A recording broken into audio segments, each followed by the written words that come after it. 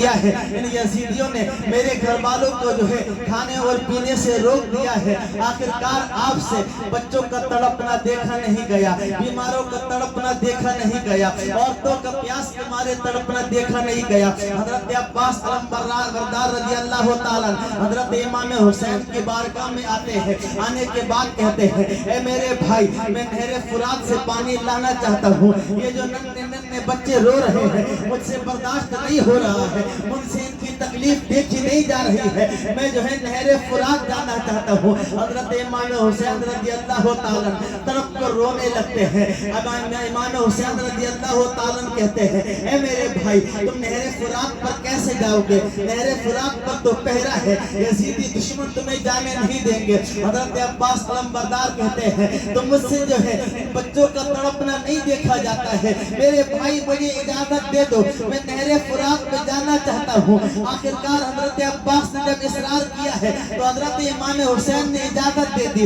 حضرت عباس علمبردار رضی اللہ تعالیٰ گھوڑے پر سوار ہوتے ہیں، ایک مشکیزہ لیتے ہیں، نہر فرات کی طرف روانہ ہو جاتے ہیں۔ ادھر جو ہے یزیدی لشکر حضرت عباس کو روکنے پر تلا ہوا ہے، لیکن جب حضرت عباس کی تلوار اٹھتی ہے تو یاد رکھو یزیدی فوج کے اندر تہلکہ مچ جاتا ہے، ان کی تلوار گرنے لگتی ہے، وہ کانپنے لگتے ہیں۔ حضرت عباس کی تلوار جب مشرق میں چلتی ہے تو پتہ لگتا ہے کہ مشرق میں کوئی زندہ نہیں بچے گا، جب مغرب کی سمت چلتی ہے تو لگتا ہے کہ مغرب میں کوئی زندہ نہیں بچے گا، شمال و جنوب کی طرف چلتی ہے تو لگتا ہے کہ شمال و جنوب کی طرف فوج یزیدی میں کوئی زندہ نہیں بچے گا۔ آپ کی تلوار ان کے سر کو کاٹتی جا رہی ہے اور آپ راستہ بناتے جا رہے ہیں، نہر فرات پہنچتے جا رہے ہیں۔ ذرا غور تو کرو، ایک تنہا امام حسین کے سپاہی، تنہا امام حسین کا علمبردار یزید کی 22,000 فوج کی موجودگی میں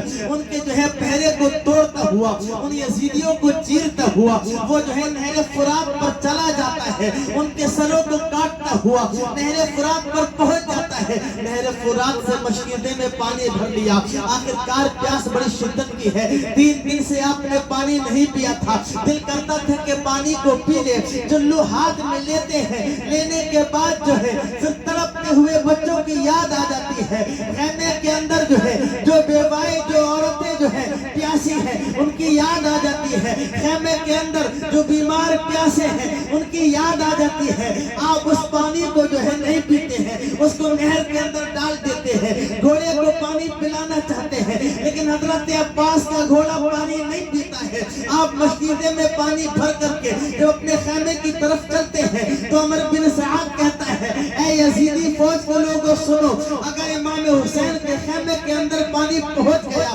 اگر اہل بیت کو پانی مل گیا تو یاد رکھو یہ 3 دن کے بھوکے پیاسے ہیں، تو ان کی جنگ کرنے کا یہ عالم ہے، لیکن پانی پہنچ گیا تو تم میں سے کوئی پیاسا نہیں رہے گا۔ اتنا کہتا ہے حضرت عباس کی طرف چاروں طرف سے تیر آنے لگتے ہیں، چاروں طرف سے تلواریں چلنے لگتی ہیں، پھر بھی حضرت عباس ہمت نہیں توڑ رہے ہیں۔ ایک ظالم نے ایک تیر مارا، ایک تلوار جب چلائی ہے تو آپ کا ایک بازو کٹ کے گر گیا، تو آپ کے جو سیدھے ہاتھ میں مشکیزہ تھا آپ نے الٹے ہاتھ میں لے لیا۔ ایک ظالم پھر دوسرے ہاتھ پہ تلوار چلاتا ہے، دوسرا ہاتھ بھی کٹ کر کے گر جاتا ہے۔ اسی طرح سے حضرت عباس اس مشکیزے کو اپنے منہ میں لے لیتے ہیں۔ جب ایک ظالم پھر مشکیزے پہ تیر مارتا ہے تو مشکیزے کا سارا پانی بہہ جاتا ہے۔ حضرت عباس کے جسم پر زخم ہی زخم ہے، یہاں تک کہ آپ خیمے پہنچتے ہیں تو آپ کی روح نکل جاتی ہے۔ حضرت امام حسین اپنے بھائی عباس علمبردار کو خیمے کے اندر لے جاتے ہیں،